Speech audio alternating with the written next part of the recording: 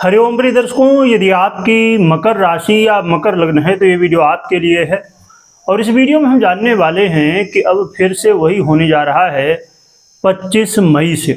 क्या फिर से वही होगा और क्यों होगा, और मकर राशि वालों के जीवन में क्या इसका प्रभाव पड़ेगा, आपकी मकर राशि हो या फिर आपकी मकर लग्न हो, सभी कुछ इस वीडियो में हम जानेंगे समझेंगे। प्रिय दर्शकों, यहाँ पर बहुत ही सरलता से समझने की इसमें हम कोशिश करेंगे। 25 मई को ग्रहों के युवराज बुध उदय होने जा रहे हैं, जो कि वाणी, व्यापार, कम्युनिकेशन, एजुकेशन, सेल्स, मार्केटिंग, जितने भी बौद्धिक कार्य हैं, चाहे बैंकिंग सेक्टर हो, शेयर मार्केट हो, एजुकेशन सेक्टर हो, इन सभी के अधिपति ग्रह माने जाने वाले बुध अब उदय हो रहे हैं। 2 मई को अस्त हुए थे और अब 25 मई को उदय होंगे। तो 2 मई से लेके 24 मई तक का समय जो था, इसमें आपने ये चीज़ महसूस की होगी कि जब बुध अस्त होते हैं तो प्रिय दर्शकों, हमारी बुद्धि जो होती है वो उतनी स्पीड के साथ काम नहीं कर पाती।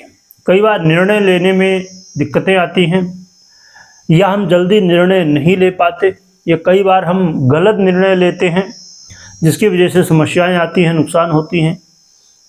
क्या करें क्या ना करें, ये कन्फ्यूजन बार बार होता है।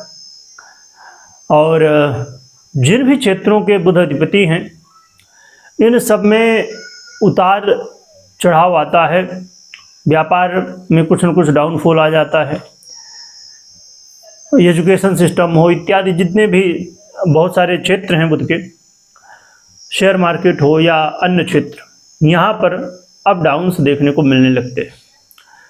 तो अब जब बुध उदय होंगे, और बुध का उदय होना ही यहाँ पर नहीं है, यहाँ पर कुछ विशेष स्थितियाँ भी हैं, क्योंकि बुध वर्तमान में शुक्र के साथ परिवर्तन राजयोग में है। और ये अपने आप में बहुत ही श्रेष्ठ है, क्योंकि वर्तमान में शुक्र मिथुन पर और बुध वृषभ पर, और बुध और शुक्र का परिवर्तन राजयोग अपने आप में बहुत ही श्रेष्ठ माना जाता है। बुध और शुक्र का संबंध जब जब बनता है, ये अपने आप में कहा जा सकता है कि लक्ष्मी नारायण भगवान की कृपा प्राप्त होती है। ये जो परिवर्तन योग है बुध की और शुक्र की, जब कृपा प्राप्त होती है तो लक्ष्मी नारायण की कृपा प्राप्त होती है। तो ऐसे महत्वपूर्ण स्थिति में जब अब बुध उदय होंगे, और एक चीज़ यहाँ पर यह ध्यान रखिए कि 29 मई को बुध अपना परिवर्तन, राशि परिवर्तन भी कर लेंगे। आइए जानते हैं क्या प्रभाव मिलने जा रहा है। यहाँ पर एक और भी इम्पोर्टेंट बात यह है कि बुध वो ग्रह हैं आपके लिए जो कि बहुत मायने रखते हैं, स्वयं आपके भाग्य विधाता है। ये समय जो स्टूडेंट हैं, विद्यार्थी हैं, उनके लिए बहुत ही अच्छा है। यदि आप किसी स्कूल कॉलेज में एडमिशन लेना चाहते हैं, या आगे के पढ़ाई लिखाई के लिए कोई प्लानिंग करना चाहते हैं, कोई उच्च डिग्री हासिल करना चाहते हैं, उच्च शिक्षा हासिल करना चाहते हैं, यानी कि पढ़ाई लिखाई से जुड़ा हुआ कोई भी निर्णय लेना है या किसी तरह कुछ काम करना है, तो उसके लिए ये समय काफ़ी अच्छा होगा, जिस समय आप सही ढंग से निर्णय ले पाएंगे।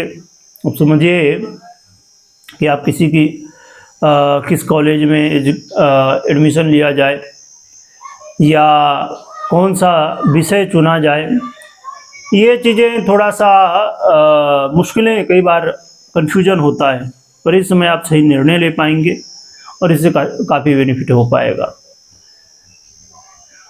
यदि आप एजुकेशन से जुड़े हुए हैं, आपका कॉलेज है, स्कूल है, आपका ट्यूशन हो, या फिर जिस माध्यम से भी आप एजुकेशन से जुड़े हुए हैं, तो समझिए कि आपके लिए ये काफ़ी महत्वपूर्ण समय होगा। और इस समय की हुई प्लानिंग, इस समय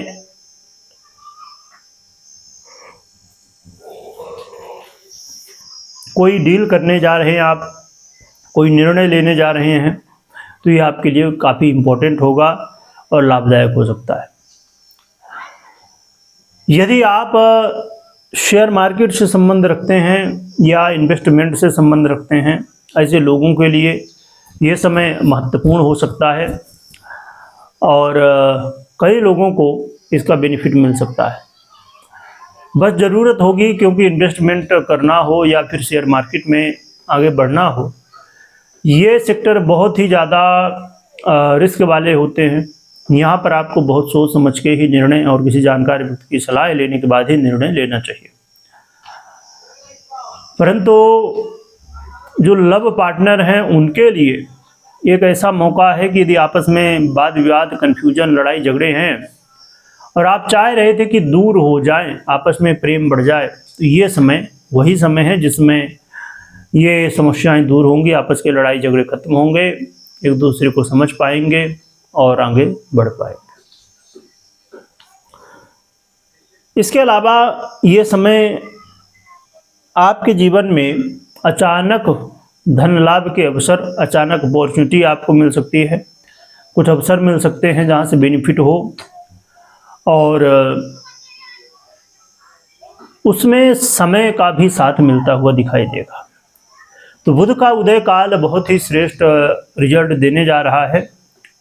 बस ज़रूरत है लोगों से मिलजुल के रहने की, किसी से विरोध मत करिए, अपने स्वास्थ्य का ध्यान रखिए। और उपाय क्या कर सकते हैं ये भी हम जान लेते हैं। देखिए, उपाय से पहले मैं बता दूं कि कोई भी आपको निर्णय लेना हो तो आपको अपनी पर्सनल कुंडली विश्लेषण के बाद ही निर्णय लेना चाहिए। उपाय के रूप में बहुत ही सरलता के साथ उपाय कर सकते हैं। गौ माता की सेवा करिए, गौ माता को चारा खिलाइए और 4 मुखी रुद्राक्ष धारण कर सकते हैं। तो ये उपाय बहुत ही सरल है जो कि आप कर सकते हैं। बाकी जैसे मैंने बताया कि पर्सनल कुंडली 50% से 70% मायने रखती है, रिजल्ट आपको देती है, और फिर बाकी ये गोचर कुंडली, इसलिए दोनों को देखना समझना आवश्यक होता है। गौ माता की जयकारा लगाइएगा, स्मरण करिएगा। वीडियो देखने के लिए बहुत बहुत धन्यवाद।